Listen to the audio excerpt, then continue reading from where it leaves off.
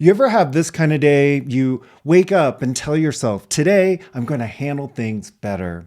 Maybe yesterday you snapped at your partner, procrastinated until late at night, or spiraled into self judgment again. You meant it when you said you'd do better, and for a little while you do.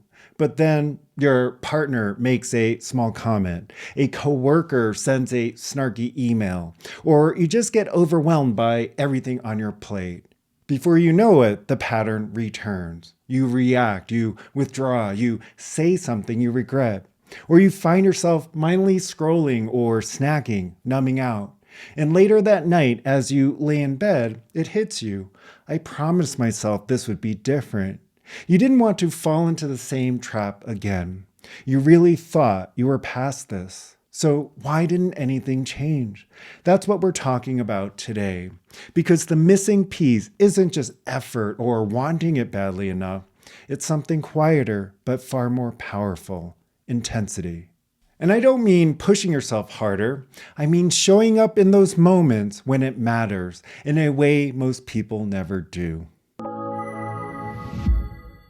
In this video, you'll learn why trying still keeps you stuck in the same loops, what intensity really looks like in your everyday moments, and why it's not about force, how the way you show up minute to minute is what actually rewires patterns, and why everything changes when you stop running and start staying.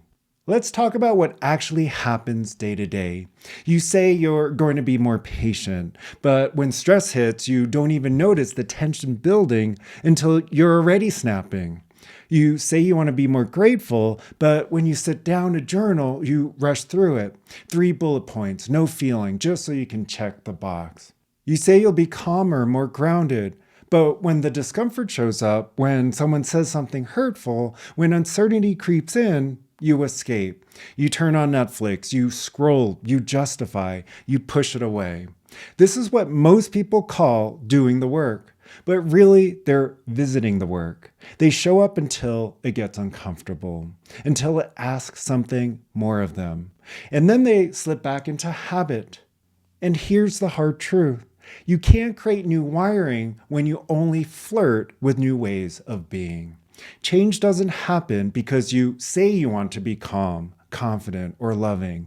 It happens when you actually become that, especially when it's hard.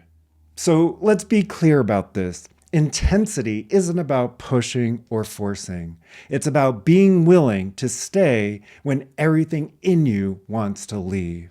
It looks like this. You feel irritation rising in your body.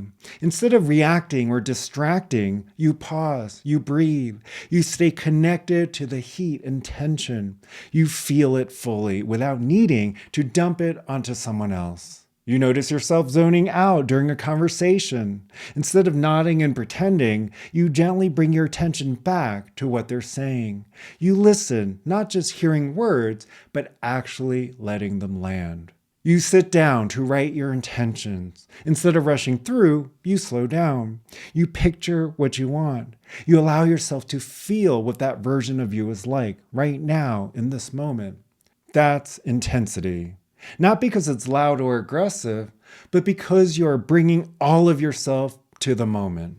You're not half in, half out. You're not skimming or hoping it sticks. You're fully engaged, even if it's uncomfortable. And that's when something shifts. When you show up like this, sincerely, completely, without escaping, the nervous system rewires. Old patterns start to lose their grip. New ways of being begin to take hold. Here's the thing, you are always rehearsing something. If you check out, numb, rush, avoid, or fake your way through discomfort, that's practice. You're getting better at avoiding. If you choose to stay, breathe, feel, and engage sincerely, that's practice too. And you're getting better at being who you say you want to be. One person I worked with said this perfectly. I thought I was doing the work, but honestly, I was half-assing it while hoping it would magically change me. When I started really showing up, staying when I wanted to leave, feeling what I wanted to avoid, everything started to move. That's intensity. That's what creates change. Not because you're forcing, but because you're finally bringing enough of yourself to make the moment matter. So next time you catch yourself tuning out, rushing, or avoiding, pause and ask, what would it look like if I stayed fully with this right now? Not perfectly, not forever, just right now. That's intensity. And that's where real change begins. I've seen this again and again. People frustrated that nothing's changing until they finally stop dipping their toes and start meeting the moment fully. Not all the time, not flawlessly, but consistently enough that things start to shift from the inside out. How about you? Where have you noticed yourself checking out, even when you swore you were ready to change? Drop a comment below. I'd love to hear what this looks like in your world. If you're ready to stop skimming the surface and start practicing in a way that actually shifts your patterns, that's exactly what my system helps with.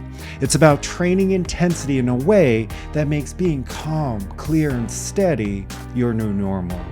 And if you want to keep this alive between videos, come find me on Instagram at Mike Wang Coaching or join my free newsletter.